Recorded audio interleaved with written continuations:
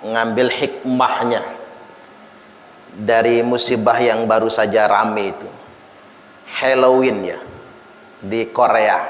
Nah, ikut-ikut Halloween juga kita ini, walaupun komentar saja.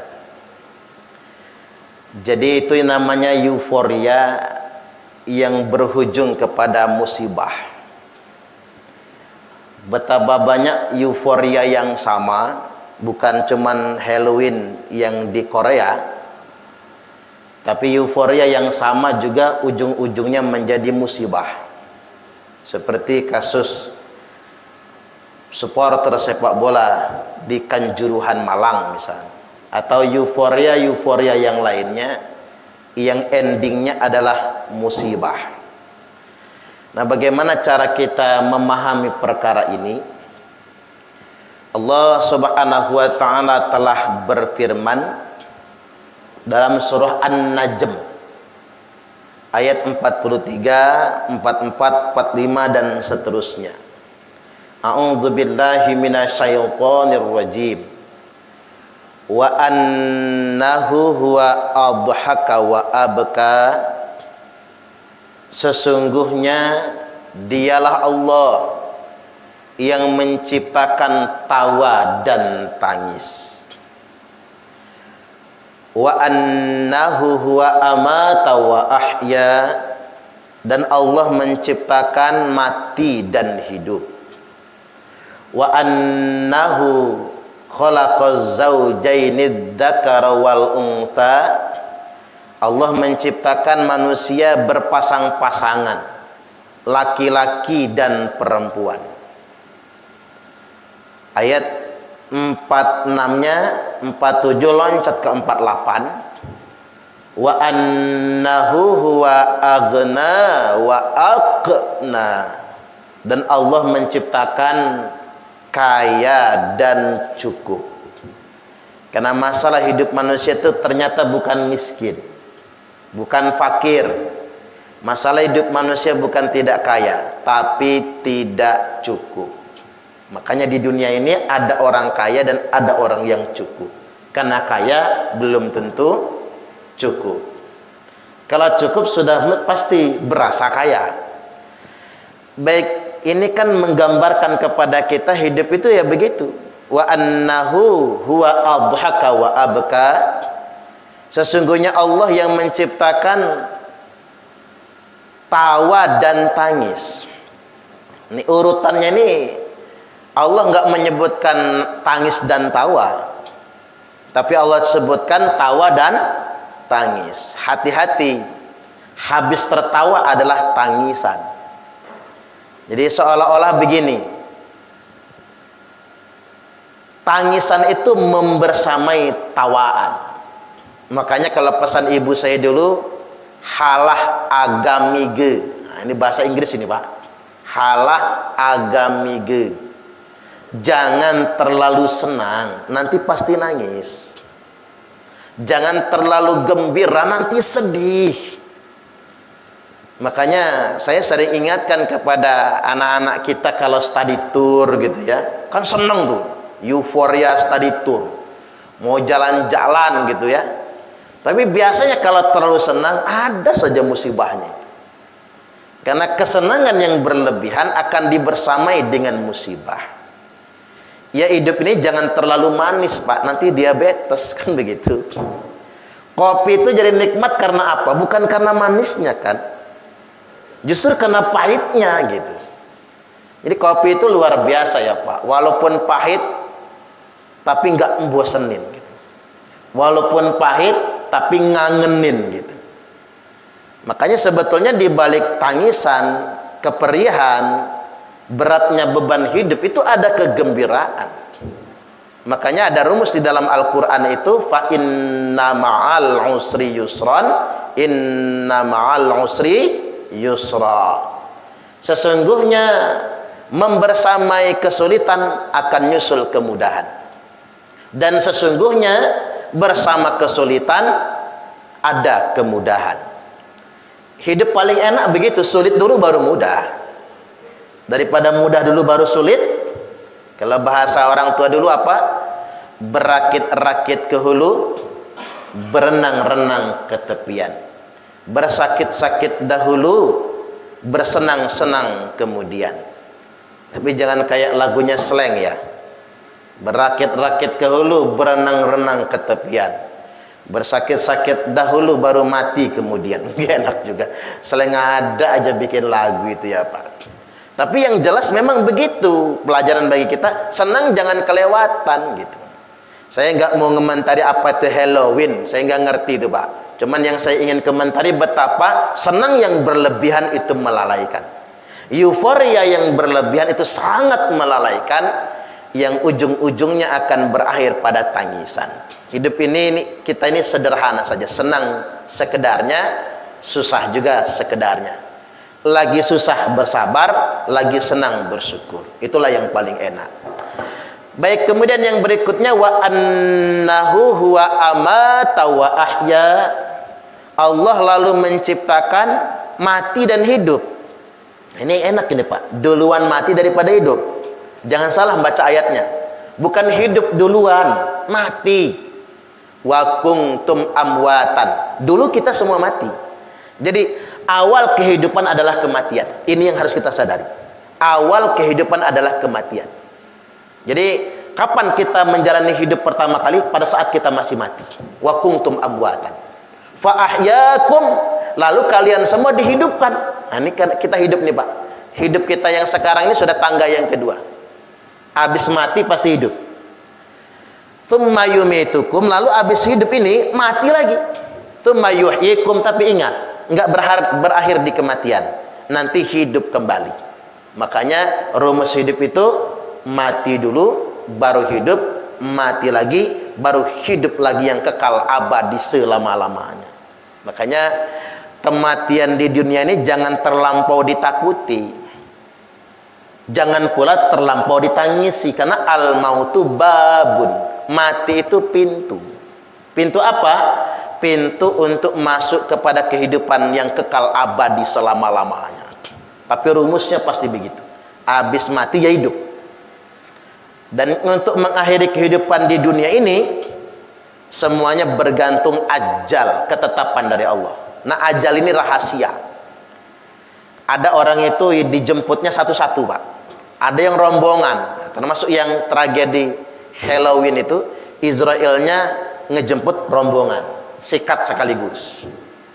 Termasuk tragedi Kanjuruhan. Kalau dari sisi takdir kematian, memang Allah kumpulkan mereka di sana.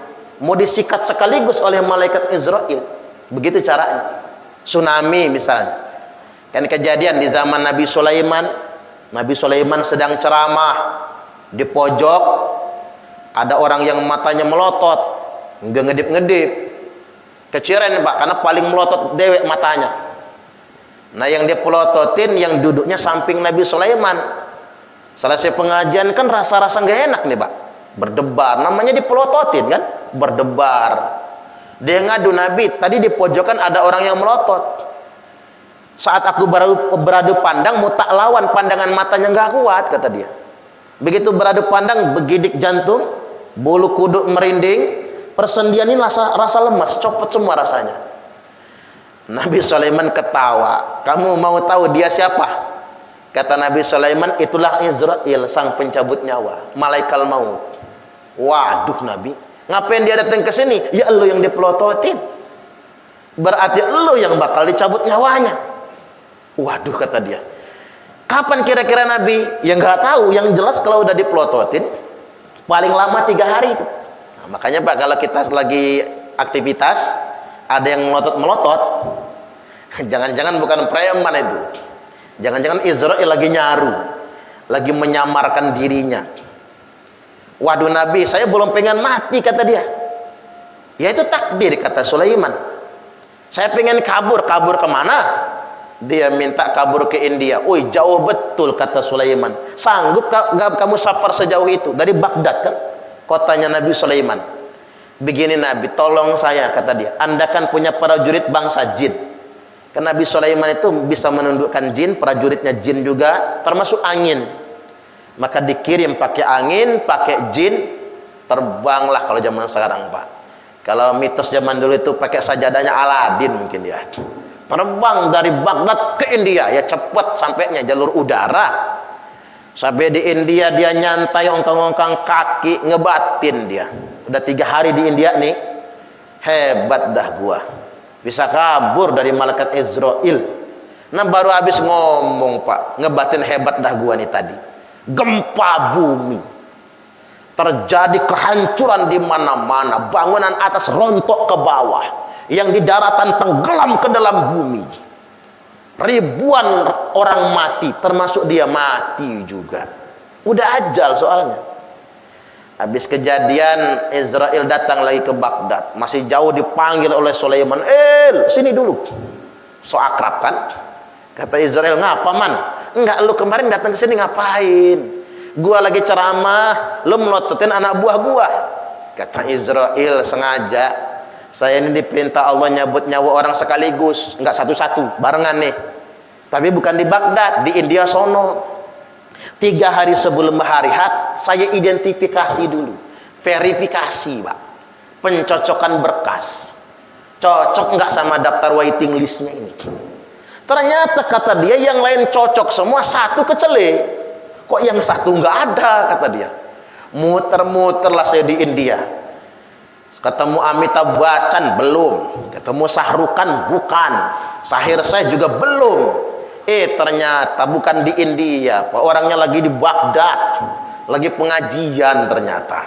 Dia sendiri yang minta dihantarkan. Allah gerakkan hatinya kan, minta dihantarkan ke India, menjumpai tempat kematiannya, dan dia mati sesuai dengan waktu kematiannya.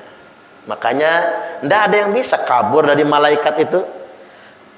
Makanya wa ma tadri nafsum madza taksibu godan. Tidak ada satupun yang tahu pasti apa yang esok ia usahakan. Hari ini berencana, malam ini Pak silakan bikin agenda, besok mau ngapain. Tapi tidak ada satupun yang tahu pasti apa yang akan dia usahakan esok hari. Wa ma tadri nafsum bi ayyi ardin tamut, dan tidak seorang pun tahu di bumi mana dia akan dimatikan oleh Allah Subhanahu wa taala. Jadi kita ini bukan cuman tanggal kematian. Tempat mati saja sudah ditakdirkan. Makanya tidak ada yang bisa lari dari kematian itu. Qul innal mautal ladzi tafiruna minhu fa innahu mulaqikum. Katakanlah sesungguhnya mati yang kalian semua ingin kabur dari kematian itu, mati pasti menemukan kalian semua. Tinggal kita ini ya nyadar diri lah. Yang jelas begini Pak, kalau kata Mbah Maimun Zubair Al-Maghfurlah, manusia umat Muhammad nih khususnya beda sama umat dahulu kala. Kalau umat dahulu kala umurnya 800 tahun ke atas, di atas 1000 tahun umurnya. Kalau umat Muhammad ini di bawah itu. Nah umur umat Nabi ini akan dimatikan di usia interval 5663. Coba survei data kematian se-Indonesia ini Pak, 90% lebih kematian di usia 56 sampai 63. Makanya yang sudah umur 56 ke atas tuh siap-siap aja, enggak lama lagi tuh matinya. Ya ada yang mati sebelum itu, tapi enggak sebanyak itu. 56 63. Kata Mbah Maimun Zubair ini, kalau 63 sampai 70 ini kelipatan angka 7. 63 sampai 70 belum mati, panjang umur itu bakal. 70 sampai 77 belum mati, tambah panjang umur. 77 belum mati juga, kemungkinan malaikatnya lupa Pak. Guyonannya begitu ya. Kadang-kadang sampai 90 tahun lebih enggak mati-mati Pak. Enggak mati-mati. Udah diyasinin enggak mati-mati juga. Begitu konfirmasi sama malaikat, kata malaikat, lupa gua, kata dia. Kelewatan itu. Itu yang bablas-bablas itu ya. Makanya kita ini sering diajarkan berdoa, Allahumma tawwil umurana wa sahih ajsadana. Ya Allah, panjangkan umur kami dan sehatkan badan kamu. Jangan salah Pak, minta panjang umur. Ini doa cuma minta panjang umur, nggak enak kalau cuma panjang umur. Umur 80, stroke bengek, kena asam urat, rematik, prostat, bocor kelep, waduh, nggak enak. Yang ngurusin aja udah bosan rasanya. Itu kan cuma panjang umur. Makanya hidup kita ini berdoalah panjang umur, sekaligus berdoa agar sehat. Allahumma amin. Barokah, mati husnul khotimah, akhirat masuk surga. Allahumma amin. Itu maunya kita. Di dunia kaya raya, nah gitu. Crazy rich the sultan. Wah, maunya sih, maunya. Kemudian yang ketiga, wa annahu khalaqaz zawjaini dzakara wal untha. Dan Allah itu menciptakan manusia berpasang-pasangan, laki-laki dan perempuan. Makanya kalau laki-laki demen sama laki-laki, itu melanggar kodrat, nggak sesuai dengan ayat. Kalau perempuan demen sama perempuan, itu melanggar kodrat, nggak benar itu. Yang benar itu laki-laki dan perempuan. Makanya kalau punya anak bujang, jangan dimarahin Pak. Dia curhat sama papahnya, Pak, saya itu kok kalau ngelihat anak gadis tetangga depan rumah itu ngedredet ya. Jangan dimarah Pak, langsung acungkan jempol. Bagus nak, normal kamu. Yang bahaya kalau nggak demen cewek, demennya cowok. Nah, jeruk makan jeruk itu namanya. Nggak apa-apa, tapi diarahkan. Makanya begini Pak, saya bangun pondok pesantren. Ada yang mengusulkan, Ustadz, santrinya kalau perempuan saja, kalau laki-laki laki-laki saja. Tidak. Saya santri harus santriwan, santriwati. Ya tinggal asramanya aja yang dipisah. Kalau nggak dipisah ya nyelonong lah. Bahaya nanti kan begitu. Saya nggak bisa berpendapat harus laki-laki doang, perempuan-perempuan doang. Tidak. Karena sudah ada kejadian Pak. Sudah ada kejadian. Di pesantren malah homo. Pedofil, ustadznya mensodomi santrinya. Para pesantren itu laki semua. Itu kan bahaya kan, potensial sekali. Malah LGBT dia. Bahkan saya pernah mendiagnosa, saya ruqyah soalnya, karena depresi. Kata saya kalau depresi nggak perlu ruqyah, nggak mempan. Gimana orang ini mau dia ruqyah? Uang yang saya ruqyah ini hafidhah, hafal 30 juz Al-Quran itu. Begitu saya membaca, hafalan dia dari saya. Saya ngebaca mushaf, dia menghafal. Ini mah bukan gila kata saya, bukan kesurupan maksud saya, bukan kesambet jin gondruwo. Jin gondruwo nggak bisa ngaji. Ini kena apa Ustadz? Depresi. Bawa rumah sakit jiwa. Begitu bawa rumah sakit jiwa, harus isolasi total, nggak boleh keluar, nggak boleh ada yang mengunjungi. Usut punya usut, mengapa dia begitu? Tekanan batin. Karena dia terkena lesbian. Dia sudah punya suami, Pak, tapi dia masih menyukai perempuan juga. Ditelusuri apa penyebabnya? Waktu di pondok pesantren. Itu kejadian. Jadi nggak baik juga kalau anak perempuan nggak pernah lihat cowok, nggak baik juga. Laki-laki nggak pernah lihat cewek, nggak baik juga. Akhirnya mereka akan sesama mereka. Karena kita diciptakan berpasang-pasangan. Tinggal agama sebagai pengendalian moralnya. Nah itu ayat yang ke-45. Kita lanjut ke ayat yang ke-48, wa annahu huwa aghna wa aqna. Dan Allah menciptakan kaya dan cukup. Tawa tangis, mati hidup, laki perempuan pasangannya. Mengapa kaya pasangannya bukan miskin, tapi kaya dan cukup? Karena problem hidup manusia bukan tidak kaya. Problem hidup manusia tidak cukup. Sekarang begini Pak, mengapa orang itu korupsi? Apa karena dia miskin? Bukan, karena tidak cukup. Gajinya gede-gede. Survei membuktikan, yang korupsi itu malah orang kaya semua. Iya bayar. Orang kaya semua, bukan orang miskin. Makanya ada goyonan di stand up comedy itu yang mengatakan begini, ngapa sih anak murid kalau rambutnya panjang dipotong oleh gurunya, di strap ya Pak, potongnya ngacak, ketiban gurunya ditanya, Ngapa, Bu? Digituin ya biar muridnya rapih. Kalau penampilannya rapih, moralnya juga bagus. Padahal Pak, di Indonesia ini justru yang korupsi itu yang pakaiannya rapi-rapi. Benar nggak kira-kira? Rambutnya kelimis, potongan rambutnya keren, dasinya, wanginya. Justru itu yang korupsi kan? Itu yang korupsi sebetulnya. Nah, mengapa itu terjadi? Karena mereka tidak cukup. Bukan karena miskin. Jadi walaupun gajinya ditambah, masih korupsi. Makin kaya dia, makin gede korupsinya. Karena kalau orang biasa kayak kita ini Pak, sekedar punya mobil 1000 umat udah sugih banget rasanya. Orang biasa kayak kita, betul kan?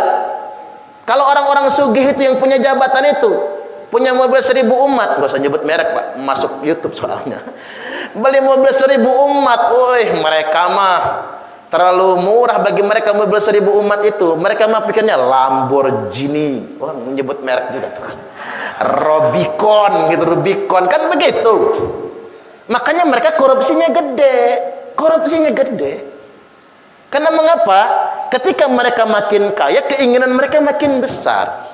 Kalau model-model kita ini, ya bisa jalan-jalan ke Mutun, jadilah. Bisa selfie di Lembah Hijau, jadilah. Naik kapal laut, jadilah. Nah kalau orang kaya itu Pak, mereka pengennya Eropa, Amerika. Itu kelas-kelas mereka. Dan itu duit semua. Makanya yang membuat manusia itu korupsi bukan karena tidak sejahtera, tapi tidak cukup. Dan itu masalah hidup manusia, yakni tidak cukup. Makanya benar apa yang dikatakan oleh Nabi, laisal ghina an katratil arab.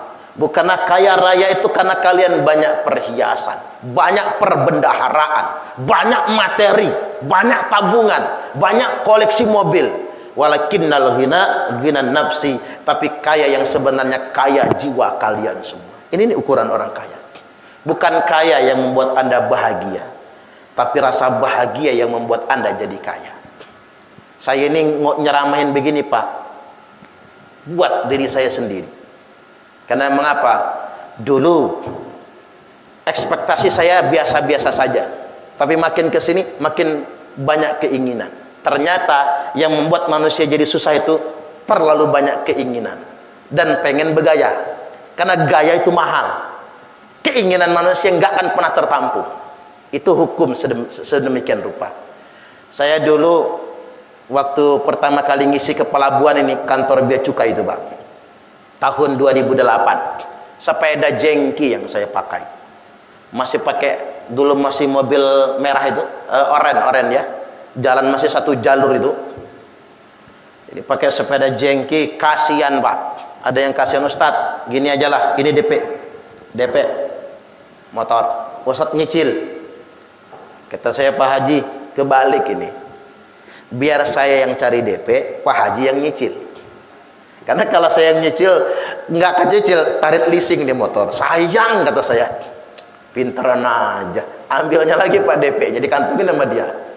Besok Senin saya diteleponnya, suruh ke Tunas di Upah Matra. Ustadz cari motor, tapi jangan yang mahal-mahal. Waduh, saya sudah ngeliat yang agak mahal itu Pak. Karena ada ujungnya jangan mahal-mahal, yang paling murah saya beli. Artinya sedemikian rupa. Begitu saya sudah transaksi di dealer, kata salesnya, Ustadz, alamat rumahnya di mana? Motor mau kami antar. Enggak usah diantar, kata saya. Mau tak naikkan sendiri. Mana helmnya, mana jaketnya? Udah Pak, begitu keluar jalan Raden Intan itu, yang samping Gramedia,